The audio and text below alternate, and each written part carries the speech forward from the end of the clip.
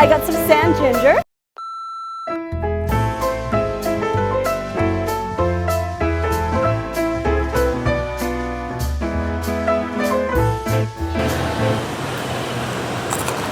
I forgot to wash that, but it's okay. It's okay. This is not a ginger, but it is in a ginger family, and it's actually closer to a galanga ginger. Galanga is something that Thai cuisine uses a lot. Sometimes we use it in curries as well. So this is another one of those you would harvest the rhizomes to eat, but you can also eat the leaves of any ginger actually, including this one. What makes this one really special is that it has a bit of a floral and turmeric fragrance. It's just like a mixture of a little bit of each kind of ginger, but the scent is a bit more mellow.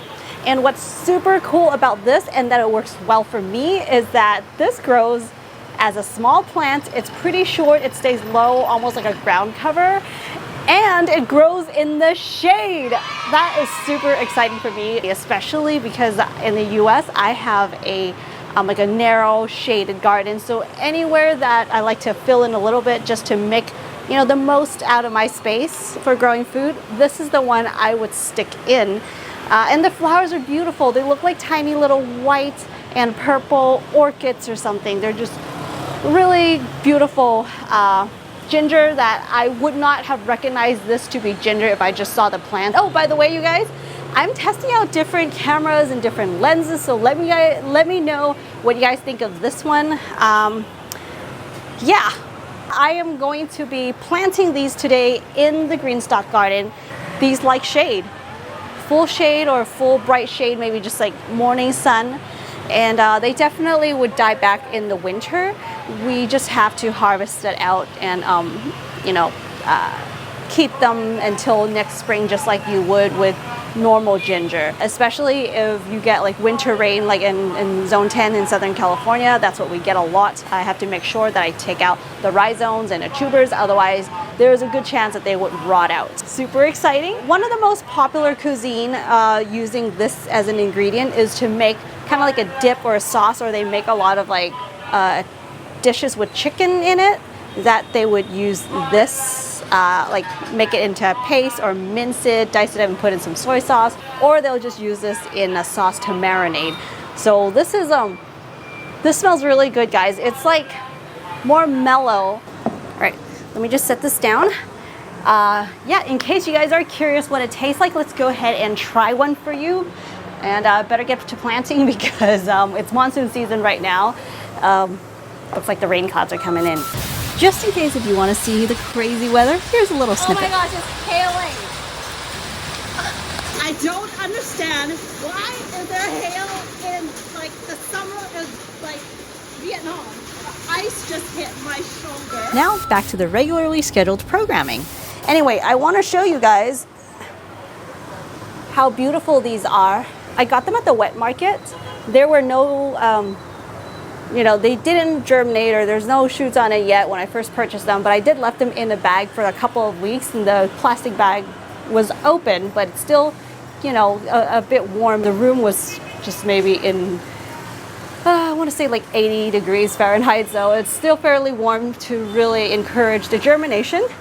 But yeah, things here are so fresh. I can't wait. I can't wait to plant these in the GreenStalk. Hopefully this would make it easier for my family to harvest them as needed, and I'm going to grow them in the last 2 tiers, just the bottom 2 tiers, because it's going to be a little more shaded, especially when I have the bitter melon growing in the upper section, and the hibiscus plant is on the top. So hopefully that would provide some nice shade and just like bright shade for these sand ginger.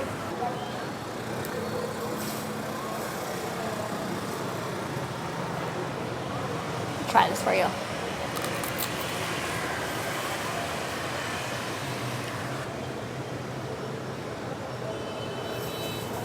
It's beautiful, right? I forgot to wash that, but it's okay. It's okay. Yum. Very, very good.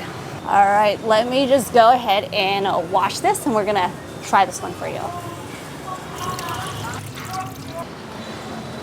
These are very fresh. They pretty much just harvest these off the ground and sold them. There were a lot of really just like sandy, a little bit of clay kind of a soil all over them, but they should be firm. It's starting to lose its moisture after a couple of weeks being with me, so it's a little soft right now. But let's go ahead and taste this little shoot for you. It's so fragrant. I only ate a little bit of that shoot, so it's gonna keep growing and pushing new leaves. But yeah, just like ginger, if you guys wanna know more about ginger, I'll link you guys to those videos. This pretty much grows the same way as ginger, except it likes more shade, a lot more shade. So that's really cool for me.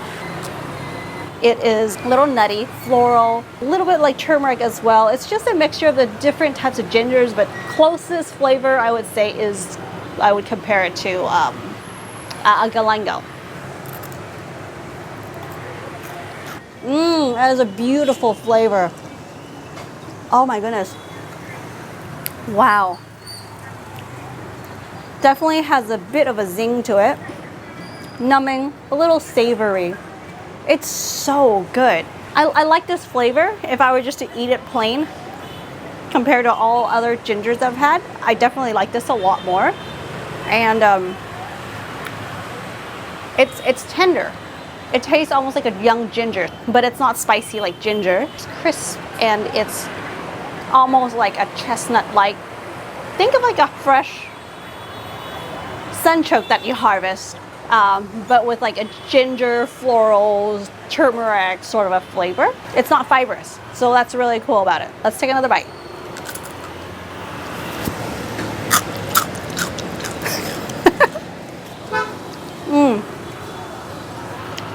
So the simplest way is to grate this and to add some soy sauce. That's like the most simple dip we make for whatever you want to dip in. Wow, it's very numbing. Yep. Okay, let's get to planting.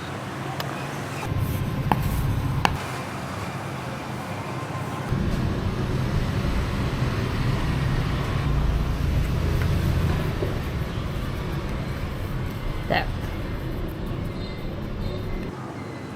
All right, next one. So all of these, you can even just break them apart like this and plant them individually. They don't need to be spread out as much as regular ginger. Right, I just kind of lay them flat. Let them do their thing. They'll find light and they'll reach out. They'll grow out.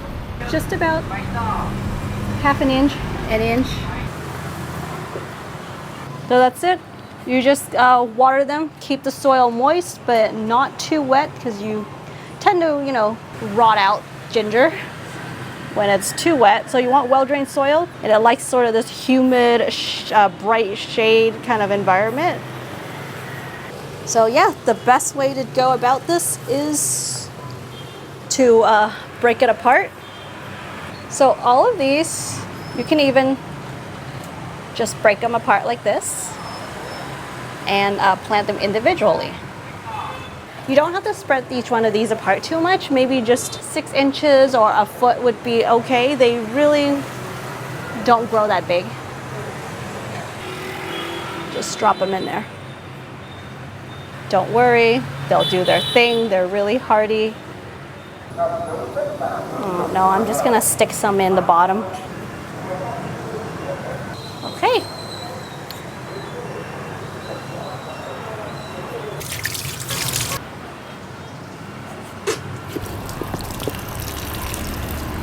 I usually would water the GreenStalk from the top, but when I just first planted things in, I want to make sure that it gets enough moisture, you know, soaking evenly all throughout the surface because I planted in multiple areas. I'm going to water it in like this because the way the GreenStalk is designed is that there are holes on the bottom here to allow the dripping process.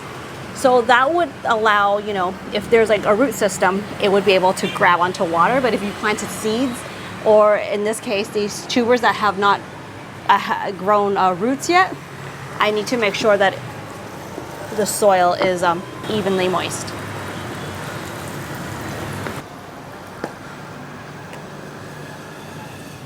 Good luck, you guys. All right, guys, that's it for this episode. Thank you so much for joining me. I will see you right back in the next one. Bye.